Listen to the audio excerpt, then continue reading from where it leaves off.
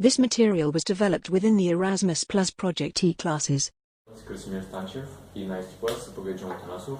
Нашето училище е професионално ориентирано към обучение с информационни и комуникационни технологии. Затова много ни вълнува въпросът с професионалното обучение и възможността за работа и стаж във фирми, които работят в тази сфера. Предварително сме уведомени, че вашата фирма се занимава в сферата на комуникационните и информационните технологии. Бихте ли разказали малко повече с какво по-точно се занимава вашата фирма? Здравейте, казвам се Емил Димитров и съм управител на фирма DEX ООД. Ние се занимаваме с изграждане на компютърни мрежи, поддръжка и ремонт на компютърна техника. Съвременният бизнес има необходимост от безупречно работеща мрежова среда и компютърна техника, така че неизправността може да доведе до пропускане на ползи и неудобства в работата. Затова всяка компютърна система и мрежи имат нужда от поддръжка, от професионалисти, които да се грижат за цялата мрежова инфраструктура, които да инсталират, да внедряват софтуер, да следят за правилното функциониране на хардуера и да отстраняват текущи проблеми. Фирма DEX ООД има дългогодишен опит в предлагането на такива хардуерни и софтуерни решения. Бихте ли ни разказали колко служители работят в вашата фирма? Ние сме малка компания и общия брой на нашите служители е 10. IT професионалистите във вашата фирма специализирани са в отделно хардуер и отделно софтуер? По-скоро те са профилирани за работа с различните системи, които ние инсталираме като компютърни мрежи, системи за видеонаблюдение, базирани на IP решения, осигуряване на прекъсването на електрозахранването и така нататък. Какви компетенции трябва да притежава кандидатстващия за вас при работа? Основните компетенции, които трябва да притежават нашите служители, те са в сферата на информационните и компютърни технологии. Преди всичко работещите при нас трябва да могат да познават основно всички компоненти на една работна станция компютър, да могат да се асемблират, съответно да разглобят, да диагностицират проблеми, да заменят дефектирала част. Това са компетенции в областта на хардуера. По отношение на компетенциите в областта на софтуера трябва да могат да конфигурират компютърна станция, да инсталират различен приложен софтуер, да тестват, да сравняват различни проблеми при възникнали дадени приложения и да могат да свържат компютърите или работните станции в една мрежа. Преминавайки към темата за мрежите, там също трябва да говорим за компетенции в областта на хардуера и софтуера. Нашите служители трябва да могат да направят дизайн на компютърна мрежа, да изградат физически, да свържат компютрите в мрежа и да поддържат тази мрежа, като локализират проблеми в нея и също така да ги отстраняват. Къде получиха вашите служители професионалните си компетенции?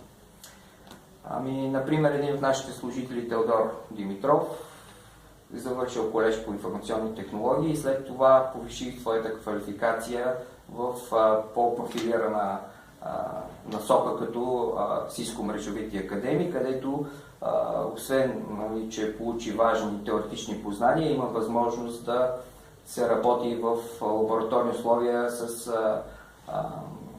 мрежови устройства на Cisco, така че да придоби богат опит в проектирането и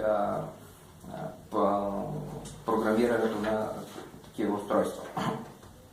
Това също много помага в работата във фирмата, като това е екипната дейност, екипната работа.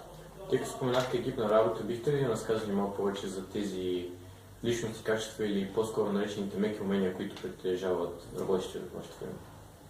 Освен умението за работа в екип, което споменах, бих добавил още няколко качества и умения, които са изключително важни за работа в фирмата. Това са коректност, лоялност, умението да се работи под напрежение. Ние често имаме задачи, които трябва да решим в много кратки срокове. А при изграждането на една мрежа,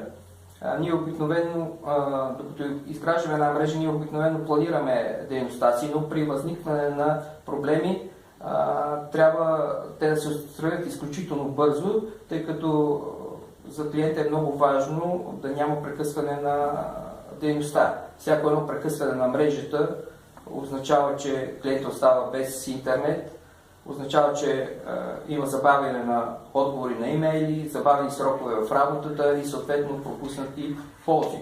Освен това, работата с клиентите изисква умения за комуникативност, устна и писмена. Владеенето на чужд език е от особено значение, тъй като ние също така работим и с чуждестранни клиенти, тук и в чужбина. Владеенето на английски език е задължително условие в нашата фирма, тъй като документацията на устройствата, които инсталираме при клиента, ползването на различни приложения, всички те са на английски език. Тоест служителите трябва да имат изградени умения за работа с документация. Не само да я разчитат, но да могат и да я създават. Всеки един проект е свързан с създаването на определен набор от документация, който минава през фазата на проектирането, фазата на изпълнението и фазата на работа и предаване на крайния клиент. Всички тези етапи трябва да минат през нашите служители. Така че те трябва, освен да могат да работят правилно с документация, да могат да си управляват и времето, тъй като ние работим по няколко проекта едновременно и това е изключително важно за правилно разпределение на времето за изпълнение на съответната задача. Благодаря ви за интервюто. За мен беше изключително важно да разбера, че освен едни професионални качества, ние трябва да изградим и личностни качества, които да ни помогнат да се реализираме в кариерата си. И аз благодаря. This material was developed within the Erasmus Plus Project E-classes.